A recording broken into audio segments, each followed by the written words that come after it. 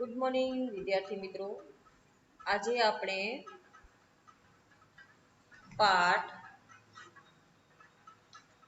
4 कथनी और करनी उसके स्वाध्याय के प्रश्न हम समझेंगे। तो इसमें ये कथनी और करनी ये पाठ है, उसका प्रकार है निबंध। उसका अभ्यास के प्रश्न का आंसर आज हम समझेंगे। उसमें पहला प्रश्न है, प्रश्न 1 सोचकर बताइए। तो पहला प्रश्न, ईश्वर ने मनुष्य को अन्य प्राणियों से किस प्रकार श्रेष्ठ बनाया है। उसके आंसर में ईश्वर ने मनुष्य को सोचने, विचारने और कल्पना करने के लिए मस्तिष्क दिया है। उसने मनुष्य को अच्छे बुरे का निर्णय करने के लिए विवेक बुद्धि दी है। वाणी का वरदान भी केवल मनुष्य को ही मिला है। मनुष्य जैसा सुंदर शरीर किसी दूसरे प्राणी का नहीं है। इस प्रकार ईश्वर ने मनुष्य को अन्य प्राणियों से श्रेष्ठ बनाया है।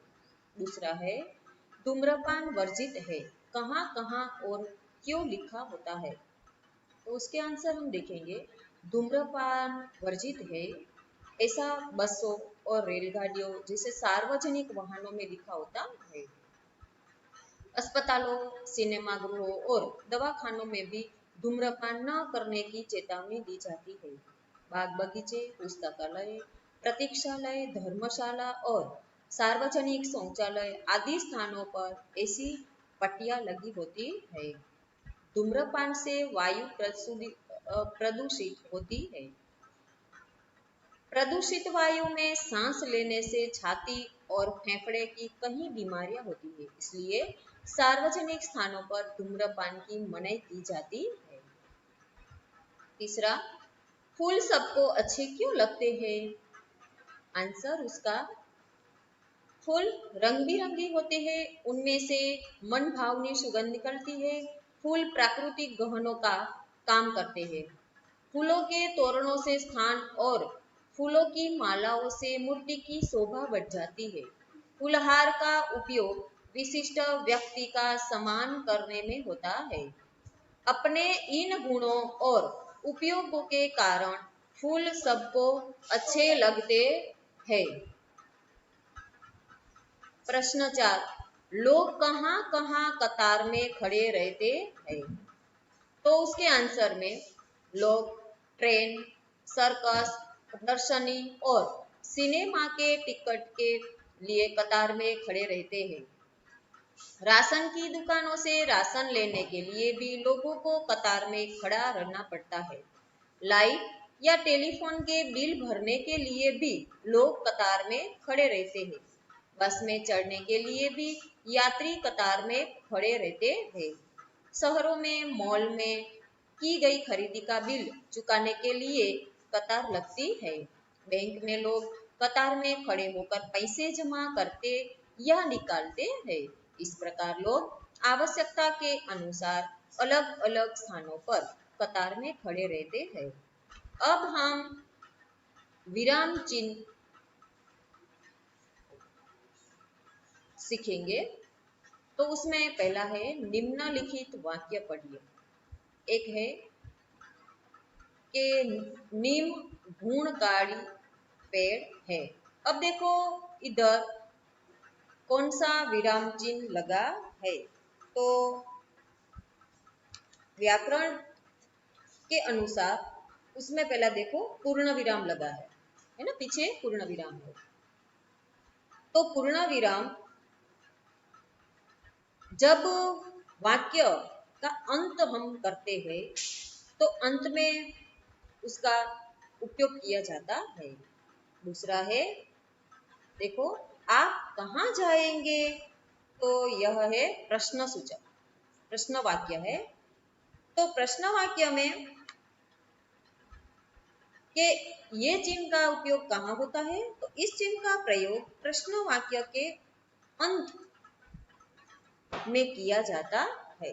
जब हम किसी को प्रश्न पूछते हैं तो हम प्रश्न वाक्य का प्रयोग करते हैं। तीसरा, अरे देखो बस आ गई। इधर हमने देखो अल्पविराम और उद्गार चिन्ह दोनों का प्रयोग किया है। तो अल्पविराम वाक्य पढ़ते समय जहां थोड़ी देर के लिए रुकना हो वहां इस चिन्ह का प्रयोग होता है, ये अल्पविराम का प्रयोग होता है। और उद्गार चिन्ह है जो, तो ये उद्गार चिन्ह है, इसका प्रयोग हर्ष, प्रशंसा, दुख, आश्चर्य, घृणा आदि भावों को सूचित करने वाले शब्द अथवा वाक्य के अंत में किया जाता है। अब अहमदाबाद, सूरत, बड़ौदा गुजरात के बड़े शहर है। इधर भी अल्पविराम और पूर्ण विराम का प्रयोग किया है।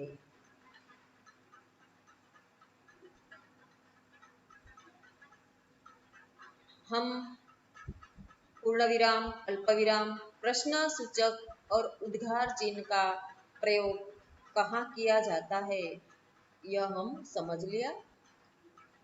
अब अवतरण चिन्ह, तो अवतरण चिन्ह है तो जब किसी के कहे गए शब्दों को ज्यों का त्यों लिखना हो तब इस चिन्ह का प्रयोग किया जाता है। उदाहरण दिया इसमें, सुभाष चंद्र बोस ने कहा तुम मुझे खून दो मैं तुम्हें आजादी दूंगा। तो देखो इधर अवतरण चिन्ह का प्रयोग किया है, वाक्य का प्रयोग किया है। तो इधर अवतरण चिन्ह का प्रयोग किया है। उसके बाद योजक चिन्ह, इस चिन्ह का प्रयोग शब्दों को जोड़ने के लिए होता है। देखो इधर उदाहरण में सुख दुख शब्द को जोड़ा है। इधर माता पिता, पाप पुण्य, देश विदेश, तो कहीं भी शब्द को जोड़ना है तो योजक चिन्ह का उपयोग किया जाता है। उसके बाद इधर विराम चिन्ह और उनके नाम की सही जोड़ बनाई है। प्रश्न 2 है, सही जोड़ बनाई। तो इधर देखो आपको पहले चिन्ह दिया है विराम चिन्ह और उसके सामने उसका नाम दिया है, वो जोड़ना है कि किसको क्या बोलते हैं। तो पहला है प्रश्नार्थ चिन्ह, दूसरा है पूर्ण विराम, तीसरे उद्गार चिन्ह, उसको विस्मय चिन्ह भी बोलते हैं, चौथा है अल्पविराम, पांचवा अवतरण चिन्ह और छठा योजक चिन्ह। अब हमने जो वाक्य बनाया है उसको पढ़कर उचित विराम चिन्ह का प्रयोग कीजिए। तो इधर वाक्य दिया गया है, उसमें कोई भी विराम चिन्ह लगाया नहीं है। तो ये वाक्य हमको अच्छी तरह से पढ़ना है और कहाँ कौन सा चिन्ह आएगा यही लगाना है। तो हम पहला वाक्य देखेंगे, फूल तोड़ना मना है। तो देखो इसमें लास्ट में पूर्ण विराम आएगा वाक्य पूर्ण करते हुए। दूसरा है वाह कितना सुंदर दृश्य है, तो वाह इसे हम वाह है तो वहां हम उद्गार चिन्ह लगाएंगे और कितना सुंदर दृश्य है बाद में भी उद्गार चिन्ह आएगा। तीसरा, बसों में लिखा होता है धूम्रपान वर्जित है। अब इधर देखो बसों में लिखा होता है, वहां अल्पविराम आएगा और ये एक वाक्य है पीछे, तो ये हम अवतरण चिन्ह में लिखेंगे और वाक्य पूर्ण करने के लिए लास्ट हम पूर्ण विराम का प्रयोग करेंगे। चौथा, धारा रात दिन पढ़ती रहती है। तो यहाँ हम शब्द जोड़ना है रात और दिन। तो रात दिन शब्द जोड़ने के लिए हम योजक चिन्ह का प्रयोग करेंगे। रात और दिन के बीच हम योजक चिन्ह का प्रयोग करेंगे और लास्ट में हम वाक्य पूर्ण करने के लिए पूर्ण विराम का प्रयोग करेंगे, विराम चिन्ह का। पांचवा, पौधे बारिश में ही क्यों लगाए जाते हैं। तो इधर देखो लास्ट में हम किसी को प्रश्न पूछे तो इधर प्रश्नार्थ चिन्ह आएगा। प्रश्न तीसरा है कि निम्नलिखित वाक्यों में से जातिवाचक संज्ञा के आसपास ऐसे गोल चिन्ह कीजिए। पहला वाक्य, मनुष्य अन्य प्राणियों से श्रेष्ठ है। तो मित्रों, इधर जो जातिवाचक संज्ञा है उसमें हमको क्या करना है, तो गोल चिन्ह करना है। तो देखो इधर इसमें से जातिवाचक कौन है, तो मनुष्य, मनुष्य है, ये जातिवाचक शब्द है, संज्ञा है, तो उसके ऊपर हम ऐसे गोल राउंड करेंगे। दूसरा, शिल्पा ने 4 पौधे बोए, उसको लगाए भी बोलते हैं, तो पौधे ये है जातिवाचक संज्ञा। तीसरा, शहर के लोग सुबह शाम टहलने जाते हैं, तो यहाँ शहर है वो जातिवाचक संज्ञा है, तो उसके ऊपर हम ऐसे गोल राउंड करेंगे। चौथा, फूल सबको अच्छे लगते हैं, तो यहाँ देखो फूल है वो जातिवाचक संज्ञा है, उसके ऊपर हम ऐसे गोल राउंड करेंगे। उसके बाद प्रश्न 4, कथनी और करनी में समानता रखने में मुश्किलें आती है या नहीं, चर्चा कीजिए। तो इधर देखो एक चर्चा की गई है, तो हम वही देखेंगे। वार्तालाप है, राकेश, चंपक और गीता, ये तीनों के बीच एक वार्तालाप हुए है, तो हम वह देखेंगे।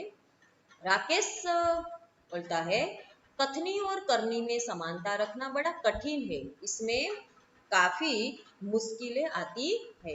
राकेश बोलता है कि कथनी और करनी में समानता बहुत रखना है तो बहुत मुश्किल आती है, क्योंकि उसमें काफी समानता रखने में बड़ी कठिनाई होती है। चंपक बोलता है, धन्य है वे लोग जिनकी कथनी और करनी एक जैसी होती है, मुझसे तो यह कभी नहीं हो सकता। तब गीता बोलती है, अरे किसी से नहीं हो सकता, मेरी माँ मुझसे सदा सच बोलने के लिए कहती है और वे खुद पड़ोसन आंटी से झूठ बोलती है। फिर राकेश बोलता है, मेरे पिताजी झूठ बोलने पर मुझे डांटते हैं और जब मकान मालिक किराया मांगने आता है तब मुझसे कहते हैं, जा सेठ से कह दे कि पिताजी घर में नहीं है। तो चंपक क्या बोलता है, अरे भाई, जिनकी कथनी और करनी एक होती है वे संत कहलाते हैं, यहाँ ना किसी की माँ संत है न बाप। तो गीता क्या बोलती है, फिर भी हमें कथनी और करनी समान रखने के लिए प्रयत्न करने चाहिए। जिसकी कथनी और करनी एक होती है उसी मनुष्य का दुनिया में आदर होता है। यह पाठ में हम यही सीखा है, कथनी और करनी, कि कहीं लोग कहते कुछ और है करते कुछ और है, तो इधर भी इसका ही संवाद है, वाक्य है। उसके बाद प्रश्न 5, परिच्छेद पढ़कर प्रश्नों के उत्तर दीजिए। यहाँ एक परिच्छेद दिया है, तो पहले उस हम पढ़ेंगे उसको और बाद में जो उसमें से प्रश्न हमको पूछा है उसका आंसर हम देंगे। आप शुद्ध हृदय से इस बात पर विचार करें कि माता मातृभूमि और मातृभाषा का आप पर विऋण है। एक जननी आपको जन्म देती है, एक की गोद में खेल कूद कर और खा पीकर आप पुष्ट होते हैं, और एक आपको अपने भावों को प्रकट करने की शक्ति देकर आपके सांसारिक जीवन को सुखमय बनाती है। जिसका आप पर इतना उपकार है उसके लिए कुछ करना क्या आपका परम कर्तव्य नहीं है? प्यारे भाइयों, उठो, आलस्य छोड़ो, काम करो और अपनी मातृभाषा की सेवा में तत्पर हो जाओ। इस व्रत का पालन करना तलवार की धार पर चलने के समान है। अत्यंत खेद का विषय है कि आज अधिकांश भारतवासी अपनी मातृभाषा की उपेक्षा करते हैं। वे अंग्रेजी बोलकर अपने अहंकार तथा दूषित मनोवृत्ति का परिचय देते हैं। जो अपनी मातृभाषा का तिरस्कार करता है उसे कभी देशभक्त नहीं कहा जाता। उसके प्रश्न देखेंगे हम। तो पहला प्रश्न, हम पर किस किस का ऋण है? चलो मित्रों, पहले परिच्छेद पढ़ो और उसमें से आंसर ढूंढो। तो पहला प्रश्न का आंसर, हम पर माता मातृभूमि और मातृभाषा का ऋण है। दूसरा, माता का ऋण हमें क्यों अदा करना चाहिए? तो उसके उत्तर में हमें माता का ऋण अदा करना चाहिए क्योंकि उसी ने हमें जन्म दिया है। तीसरा, किस व्रत का पालन करना अत्यंत कठिन है? उसके आंसर, मातृभाषा पर गर्व करना और उसकी सेवा में तत्पर रहना हमारा कर्तव्य है, परंतु इस व्रत का पालन करना अत्यंत कठिन है। चौथा, किसे देशभक्त नहीं कहा जा सकता? उसके आंसर में, जो मातृभाषा का तिरस्कार कर अंग्रेजी बोलने में गर्व अनुभव करता है उसे देशभक्त नहीं कहा जा सकता। पांचवा प्रश्न, गद्यांश को उपयुक्त शीर्षक दीजिए। तो उसके आंसर है, सच्चा देशभक्त अथवा माता अथवा मातृभूमि और मातृभाषा, यही शीर्षक उपयुक्त है। उसके बाद हम स्वाध्याय के प्रश्न देखेंगे।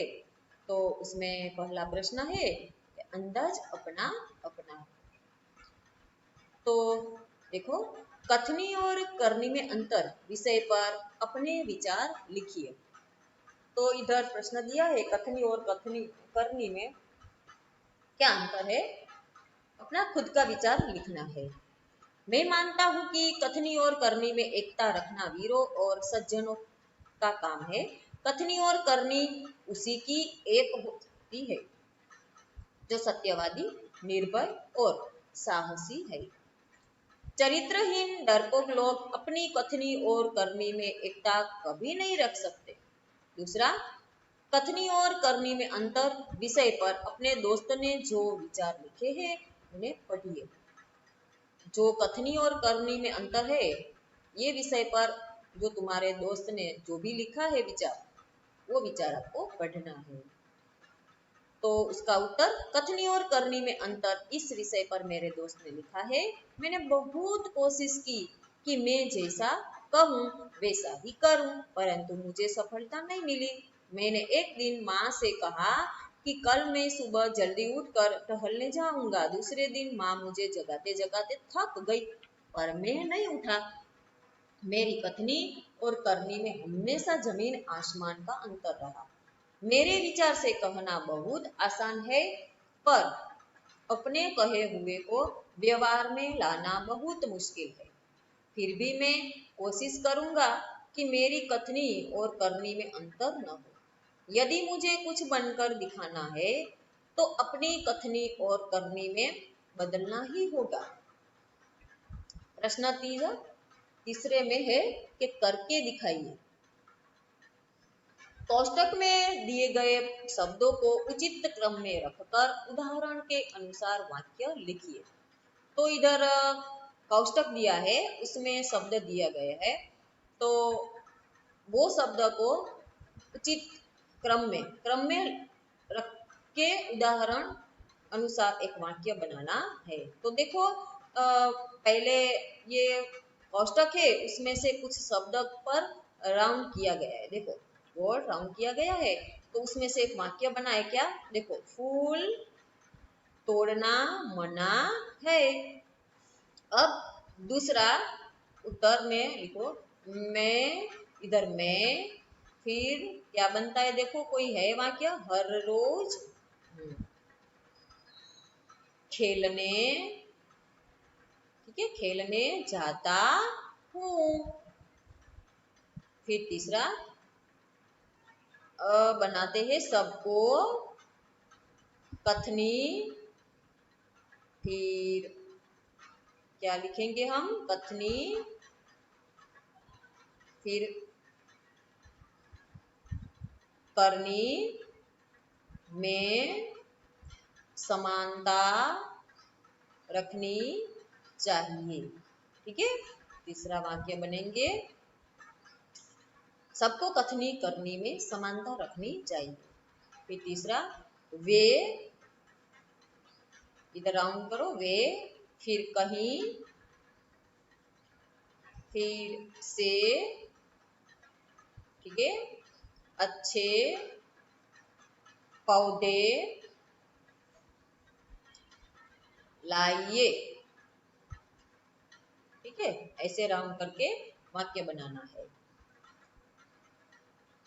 फिर उसके बाद है भाषा सज्जता दिए गए, तो उसमें कुछ कहावतें हैं। तो भाषा में मुहावरों की तरह कहावतों का भी प्रयोग किया जाता है। आप देखते हैं पाठ में, जब हम पाठ समझते हैं तो उसमें मुहावरे आते हैं, कहावतें भी आते हैं। तो भाषा में कहावतें, मुहावरे सा प्रयोग किया जाता है। उदाहरण पर एक हम देखेंगे कि जब कोई व्यक्ति बिना कोई काम किए पड़ा रहता है तब उसके लिए कहा जाता है कि जब कोई व्यक्ति है, कोई काम नहीं करता है, ऐसे ही पड़ा रहता है, तब हम उसको बोलते हैं कि काम का न काज का, ढाई सेर अनाज का। ये हम कहावत बोलते हैं ना। दूसरी, जब कोई अधिक मेहनत करने पर भी फल कम मिलता है तो उसके लिए हम कहा जाता है, कई बार हम देखते हैं कि लोग कितनी मेहनत करते हैं फिर भी उसको फल है कम मिलता है, तब हम उसके लिए ऐसे बोलते हैं कि खोदा पहाड़ निकली चूहिया। लोगों ने अनुभव के आधार पर कही गई और बाद में समाज में रूढ़ होने वाली बात या उक्ति को हम कहावत कहते हैं। कहावत किसको कहते हैं हम, उसकी व्याख्या में हम देखेंगे कि लोगों के अनुभव के आधार पर, जो जो लोगों को अनुभव हुआ है उसके आधार पर कोई बात कही गई हो और बाद में फिर वो बात है वो समाज में रूढ़ होने वाली बात हो गई हो या उक्ति हो, तो उसको हम कहावत कहते हैं। फिर उसके बाद निम्नलिखित कहावत को पढ़िए और समझिए। तो देखो इधर कुछ कहावत दी गई है, उसके सामने उसका अर्थ दिया गया है। तो ये सिर्फ आपको पढ़ना है और समझना है।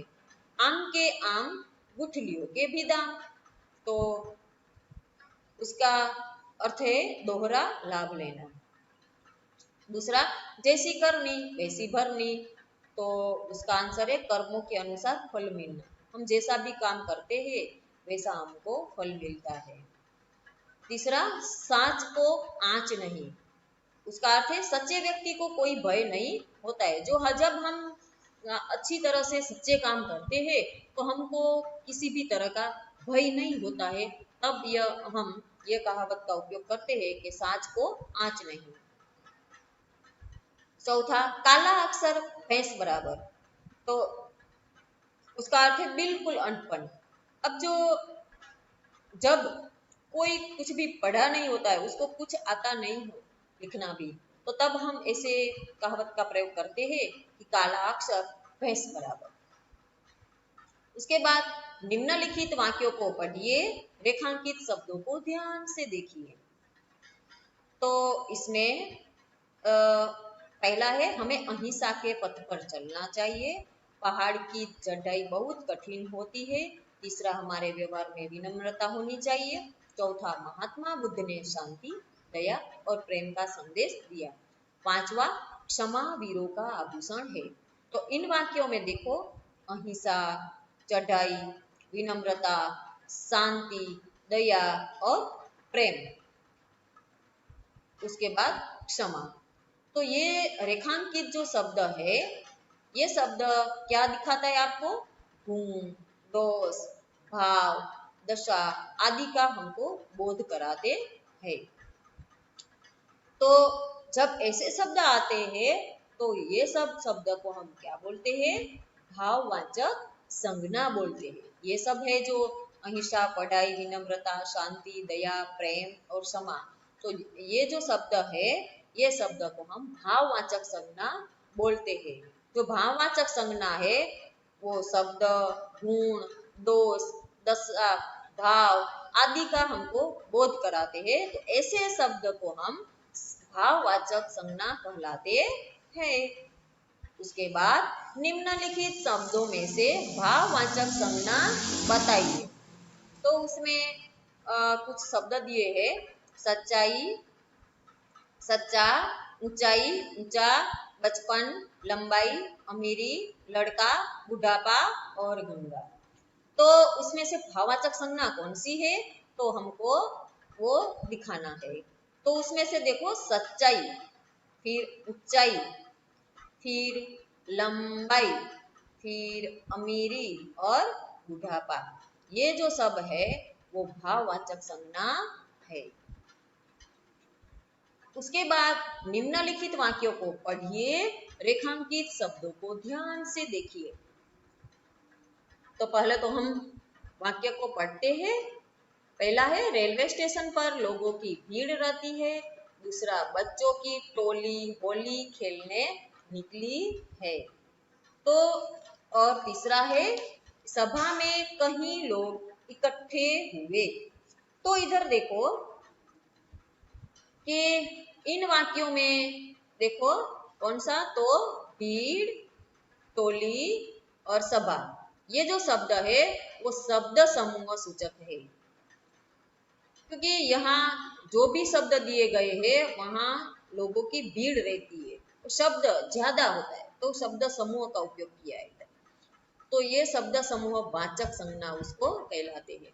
अब शब्द समूह वाचक संज्ञा जो है वो क्या है, तो जो शब्द समूह का बोध कराते हैं वे शब्द समूह वाचक संज्ञा कहलाते हैं। अन्य समूह वाचक संज्ञा में गुच्छा, दल, परिवार, जुलूस, मेला, झुंड, मंडली, ढेर, गठर आदि जो शब्द है वो समूह वाचक संज्ञा उसको बोलते हैं।